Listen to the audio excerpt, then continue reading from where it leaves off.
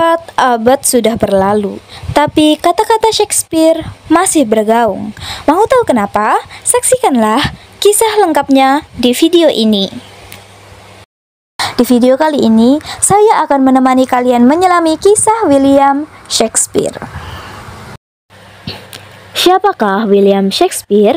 William Shakespeare adalah pujangga, dramawan sekaligus aktor berkebangsaan Inggris yang secara luas dianggap sebagai penulis drama terbesar dalam bahasa Inggris dan salah satu tokoh sastra paling berpengaruh di dunia. Ia kerap disebut penyair nasional Inggris dan dijuluki The Bard of Avon. Karyanya yang masih lestari, baik ditulis sendiri maupun kolaborasi, mencakup sekitar 39 drama dari berbagai genre, 154 soneta, 2 puisi naratif panjang, serta sejumlah syair lain yang sebagian masih diperdebatkan kepengarangannya. Drama-drama Shakespeare telah diterjemahkan ke hampir setiap bahasa modern dan lebih sering dipentaskan dibanding karya dramawan lain manapun. Keabadian warisannya tidak hanya terletak pada jumlah dan keragaman karya, tetapi juga pada kedalaman gagasan, keindahan retorika, dan kemampuannya menyingkap kompleksitas batin manusia.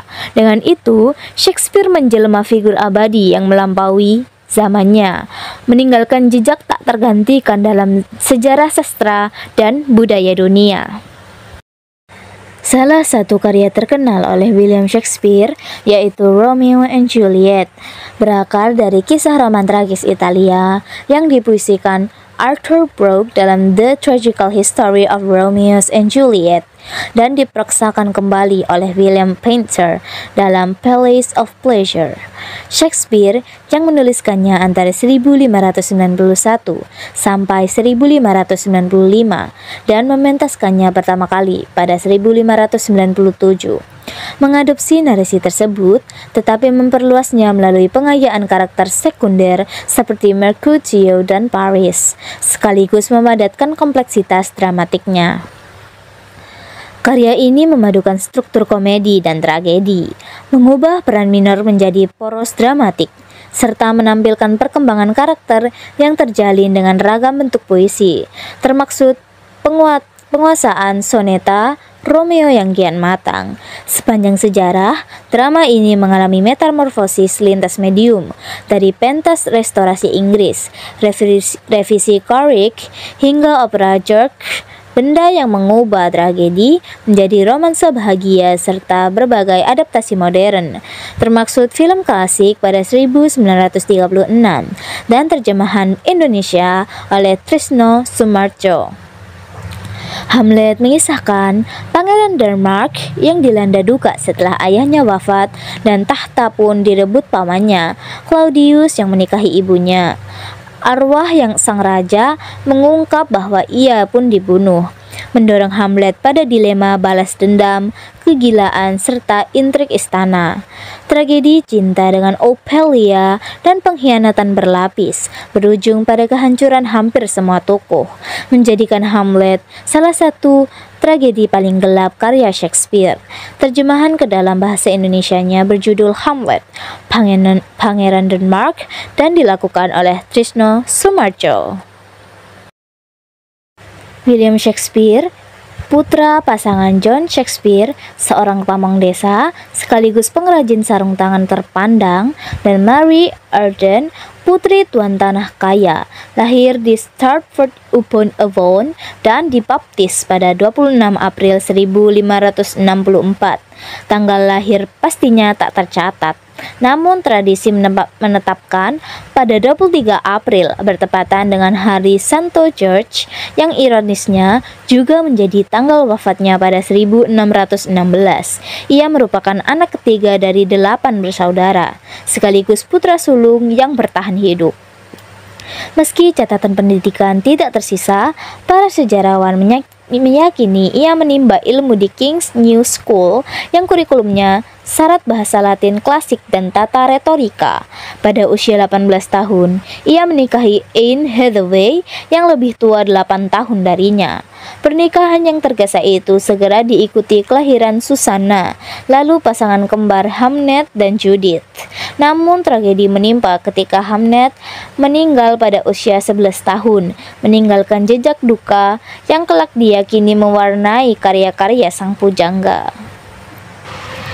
Shakespeare mulai dikenal di London sekitar 1592 ketika Robert Greene mencemoohnya dalam Crown Words of Wit, menandai pengakuan awal atas reputasinya sebagai dramatikus yang menyaingi para University Wits. Sejak 1594, karyanya dipentaskan oleh Lord Chamberlain's Men yang kelak menjadi King's Men di bawah patronase James pertama.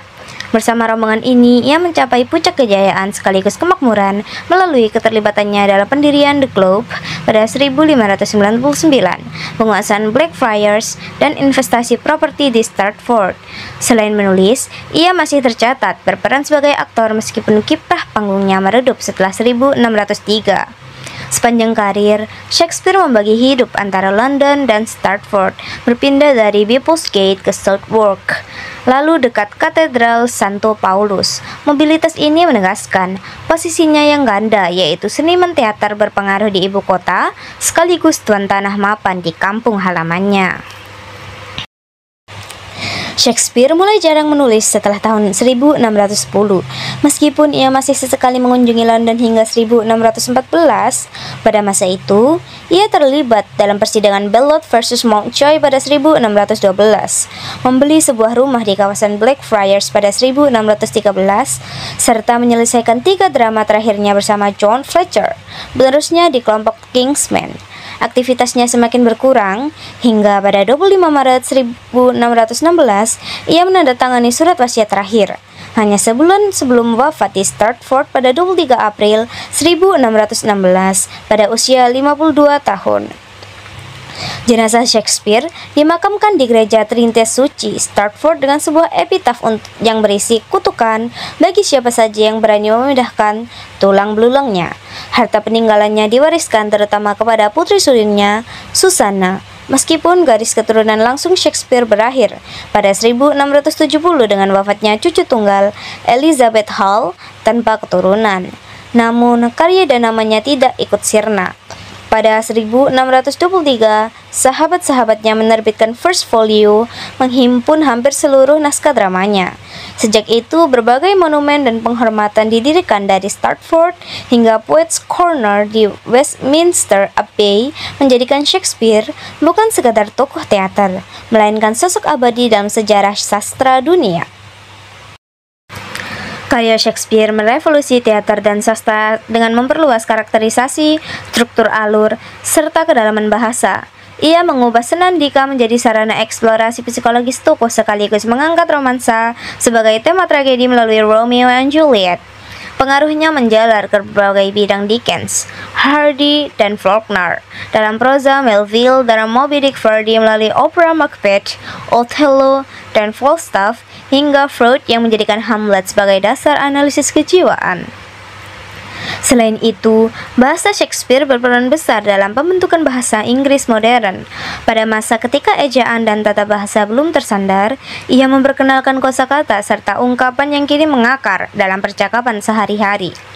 Dari panggung Elizabethan hingga karya leksikografis Samuel Johnson, warisan Shakespeare melintasi disiplin dan generasi, menjadikannya figur abadi dalam sejarah budaya dunia. Terima kasih bagi para pemirsa yang sudah menonton video saya sampai sejauh ini. Mohon maaf jika ada salah kata maupun kata-kata yang tidak berkenan kepada pemirsa. Dan sampai jumpa di video selanjutnya. Terima kasih dan sampai jumpa.